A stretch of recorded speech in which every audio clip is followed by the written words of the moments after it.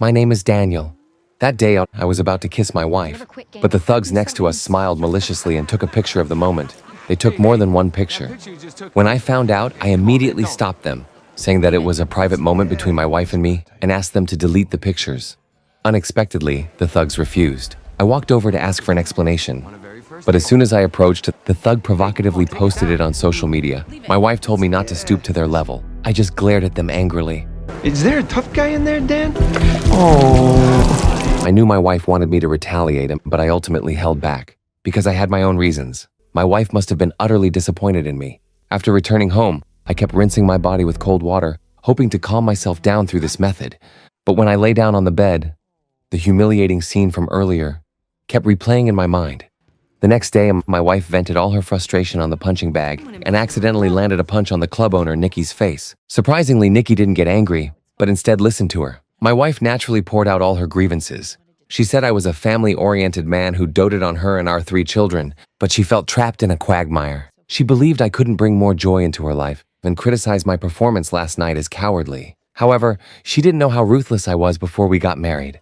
Over the past 18 years, I've supported our entire family by selling used cars, balancing the need to earn money with the responsibility of caring for my family. Yesterday, I had planned to spend our 18th wedding anniversary with my wife, but unexpectedly, a group of thugs ruined the mood. However, I didn't know that even worse things were about to happen. The next day, I took my youngest son to the supermarket to buy diapers, but as soon as I opened the refrigerator door, a man walked toward me. I immediately realized what was happening. In the next second, the man began to attack me. I tried to negotiate with the man, asking him to let me put the child down first, but the man wouldn't listen to me, even though I was holding a small child. I never gave the man a chance to harm me. I got angry. I then threw the man to the ground with one hand. My neighbor was shocked to see this. Daniel! At that moment, the killer charged at me and knocked me flying. I got up and was furious. I picked up a can from the ground and threw it at the killer repeatedly. When the time was right, I kicked the killer hard. The neighbors were completely stunned. Under my fierce attack, the killer fainted. Then I calmly picked up the diaper from the ground and walked out of the supermarket under the stunned gaze of the cashier. Then I drove home at 200 miles per second. When I got out of the car, my neighbors were also puzzled, but I didn't care about that. After entering the house, I quickly scraped off a small metal plate from the white wall of the staircase with a knife. After pressing a mechanism button, the whiteboard on the staircase suddenly popped open, and I pulled out a large black bag that had been sealed for 18 years. Inside were several handguns and many passports from other countries. But when I opened the passports, I realized they had expired. There was no choice. I had to pull out 2 bags of cash from the hidden compartment and immediately call my old friend Nick, whom I hadn't been in touch with for years. Nick was surprised to hear my voice and curious why I was still alive. McCaffrey scorched the earth looking for you. Yep, looks like he's found me. But I didn't have time to explain. I needed Nick's help. My family and I needed to change our identities. After quickly packing our belongings, I took my 3 children to find my wife. Then I told my wife we were going to Las Vegas. My wife was a bit confused, as this was truly unexpected. I explained that I wanted to take the family to visit the Eiffel Tower and watch Adele's concert together. At that moment, I suddenly saw a black SUV appear downstairs. I realized that if we didn't leave immediately, it might be too late. So I quickly tricked my wife into getting into the car. But as soon as we reached the parking lot exit, I noticed. The assassins in the black SUV were staring at us menacingly. Just then, a bus happened to pull up. Go, go, go! Once the assassins had left, I quickly drove the car in the opposite direction. I thought I had shaken them off, but the next second, the black SUV caught up again. The black SUV suddenly accelerated and pulled up alongside me. Seeing this, I quickly turned the steering wheel sharply and drove into another small road. But as soon as I did, I realized I hadn't shaken off the black car. I immediately sensed something was wrong, so I took my family to the car dealership where I worked. Using the electronic remote control in my hand, I opened the gate and drove the car inside. The black SUV tried to follow, but was blocked by the gate. The driver immediately drove toward the service area. Soon, I drove the car into the company's repair shop. Under my family's confused gaze, I raised the car on the lift under the pretext of checking it. Soon, I discovered a real-time tracking device under the car's chassis. Seeing this, I quickly removed it and swiftly found a colleague who was always showing off. Upon learning that he was going to take his newly purchased sports car out for a spin, I immediately installed the tracking device on his car. You're on the freeway. You open her up and you get a ticket, it's on me. Upon hearing this, he stepped on the gas and sped off. The assassins, seeing the tracking device moving, immediately gave chase. I finally managed to shake off the assassin's tracking. Soon our family drove toward Las Vegas. But shortly after leaving, I realized a problem. Since my wife was posting about our trip on her social media, I thought this might expose our whereabouts. So I asked my family to hand over their phones, and then I threw all 4 of their phones into the river. The 3 of them were completely baffled by my actions, but I explained that this would bring the family closer together.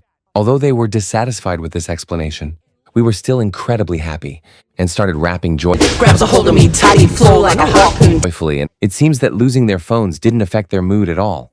Meanwhile, McCaffrey Scorched, as mentioned by Nick, had already appeared at Daniil's home. After seeing the family photo of the 5 of us, Scorched immediately flew into a rage and ordered his hacker subordinates to find our whereabouts at all costs. The hacker claimed he had tracked all our social media accounts, but found nothing. So Scorched told everyone to keep an eye on my car because he knew I wouldn't easily switch cars. It was nighttime, and my family was already sound asleep. I also began to feel sleepy, but I suddenly perked up because I knew Scorched's men had found me. Soon, the assassins rode their motorcycles and quickly gave chase. When I saw them, I didn't panic at all. I first connected the car's music to my headphones.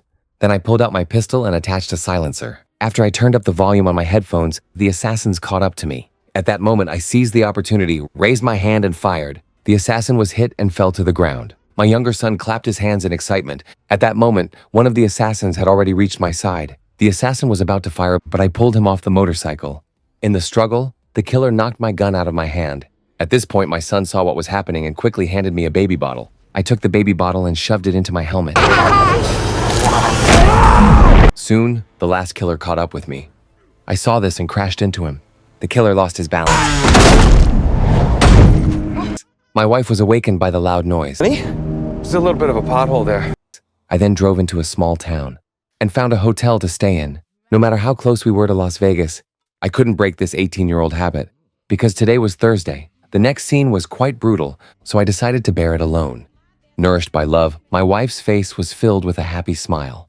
I didn't know how she would react if she found out about my true past. After a day of travel, we finally arrived in Las Vegas. My wife was extremely excited because over the years, she had always dreamed of coming to Las Vegas with me. Now her wish had finally come true. To make my wife even happier, I had specially booked a super luxury presidential suite at the Elia Casino Resort Hotel. My wife was overjoyed because this was the most luxurious hotel room she had ever seen in her life, and there was no doubt about it.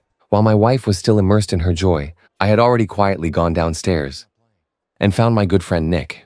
After a brief exchange, Nick handed me an envelope. Inside were not only the passports for our family of 5, but also plane tickets to Vancouver purchased using our identities. I then handed him a black bag containing $500,000 in cash. This was his payment for doing this for me. Upon returning to the room, I hid a knife on my calf. Then I holstered a pistol at my waist to ensure absolute safety. At that moment, my wife arrived at the door wearing a red dress.